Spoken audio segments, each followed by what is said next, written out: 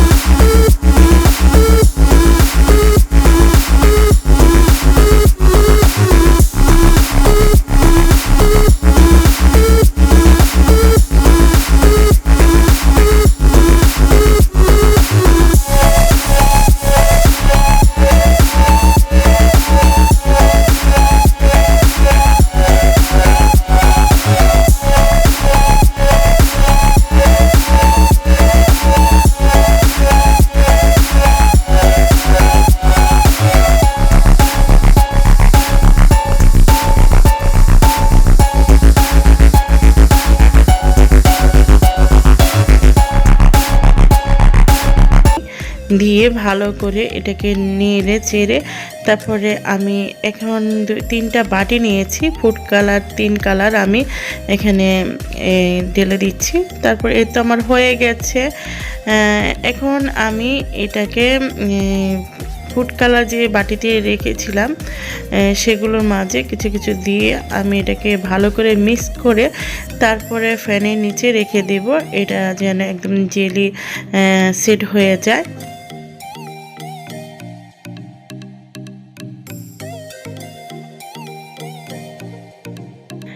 এখন যে পুডিংটা আমি তৈরি করব সাবুদানা, তার জন্য এখানে আমি জাল দেওয়া ঘন গরুর দুধ নিয়েছি। তারপরে এখানে 2 চামচ আগার আগার পাউডার দিয়ে দেব। আমি এখানে হাফ কাপের মতন চিনি দিয়ে দিলাম। দিয়ে ভালো করে এটাকে অনবরত নাড়তে থাকবো। যখন দেখব 1-2টা বলক এসে গেছে তখন আমি এটাকে নামিয়ে ফেলবো।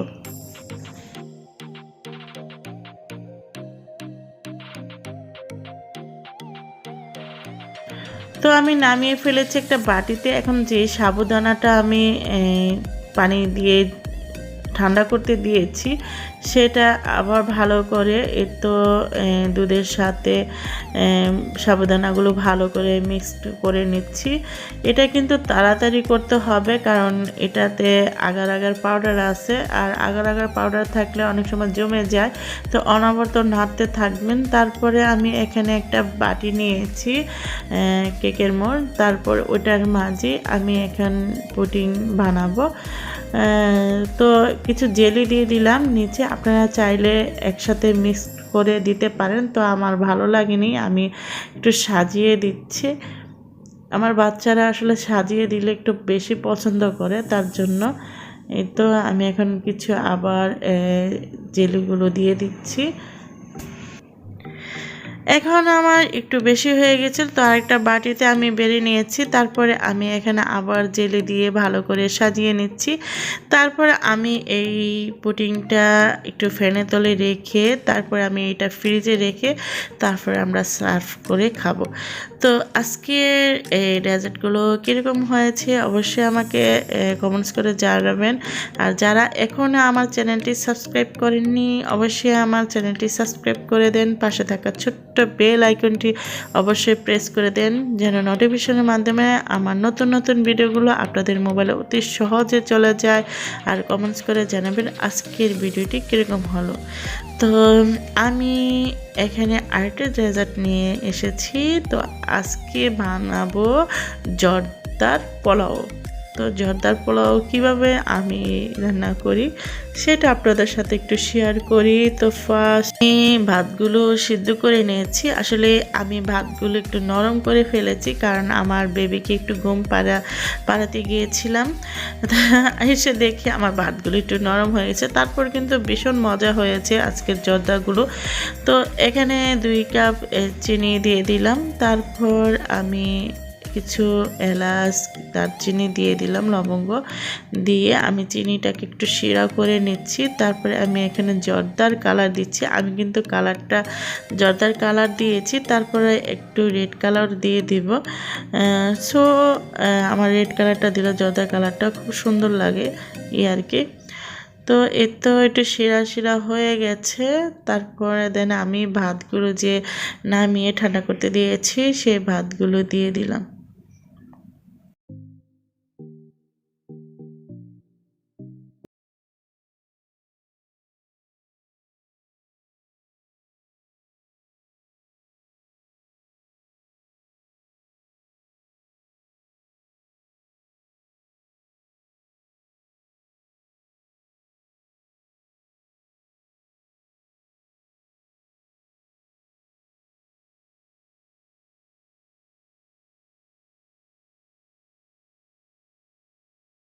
দুধ দিয়ে দিলাম, তারপর আবার একটু নেড়ে চেড়ে নিব, মিশিয়ে নিব।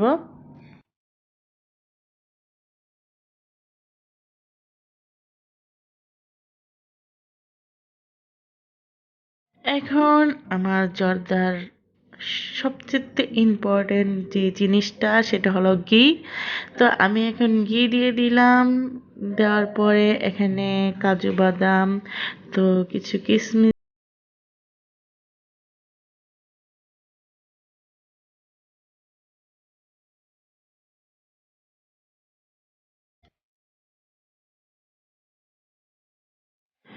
এখন আমি এই তো কাজু বাদাম আর কিশমিশগুলো ভেজে রেখেছিলাম ঘিয়ের মাঝে দিয়ে দিলাম। এখন আমি একটু ভালো করে নেড়ে নিব, নেড়ে মিশিয়ে তারপর আমি নামিয়ে ফেলবো।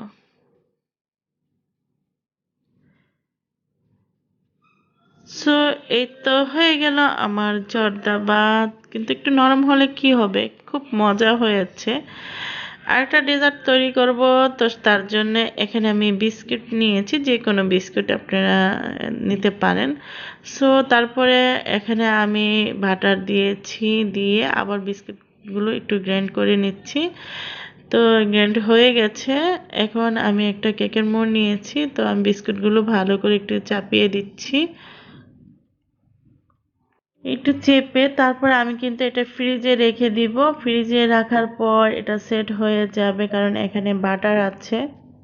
এখন আমি ক্রিম চিজটা ভালো করে বিট করে নেব। ক্রিম চিজটা কিন্তু আমি নিজে বানিয়েছি, তো নেক্সট টাইমে কোনো ভিডিওতে অবশ্যই আপনাদের সাথে শেয়ার করব এটা। তারপরে এখন আমি একটা ইলেকট্রিকের হ্যান্ড উইস্কার দিয়ে ভালো করে বিট করে নিচ্ছি।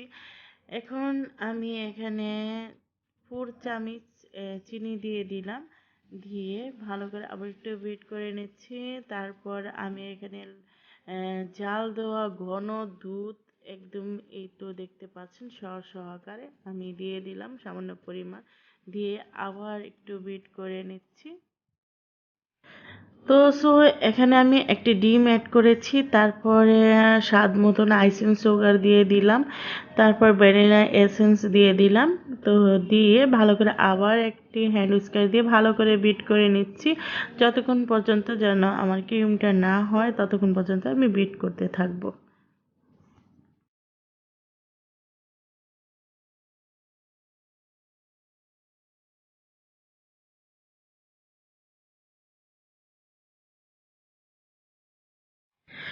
এখন বিট করা হয়ে গেছে, তো আমি এখন এই ক্রিমগুলো আলাদা করে একটা বাটিতে রেখে দিচ্ছি।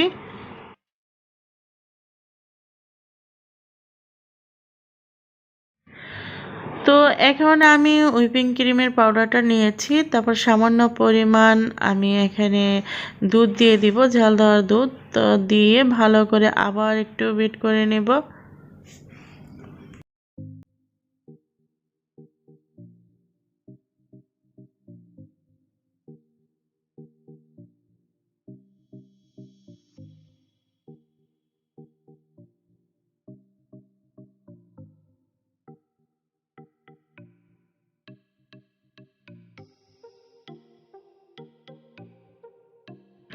যে ক্রিম চিজটা আমি তৈরি করেছি সেটার মাঝে আমি কিছু হুইপিং ক্রিম দিয়ে দিলাম, দিয়ে ভালো করে মিশিয়ে নিব।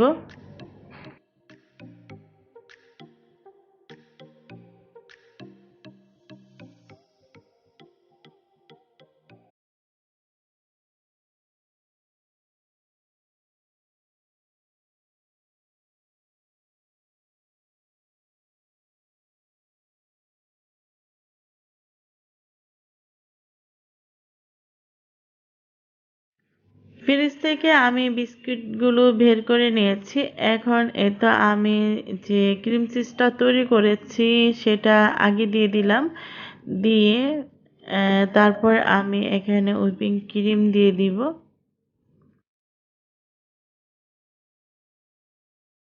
একটু ঝাঁকিয়ে নিচ্ছি যেন কোনো ফাঁকা না থাকে। এখন কিছু চকো টুইন বিস্কুট উপরে একটু সাজিয়ে দিচ্ছি। সো বিস্কুটটি দেওয়ার পর কিন্তু আমি ওভেনে বেক করব। তো ওভেন বেক করার পরে দেখি রেজাল্ট কীরকম হয়। আসলে এই ডেজার্টটা অনেক মজা, যদি বাসায় ট্রাই করেন। আমি যেহেতু এখানে ডিম দিয়েছি তার জন্য ওভেনে বেক করলাম। আপনারা ডিম না দিলে এটা ফ্রিজে রেখে এভাবে খেতে পারেন। তো আজকের ব্লগটি এ পর্যন্ত। আল্লাহ হাফেজ।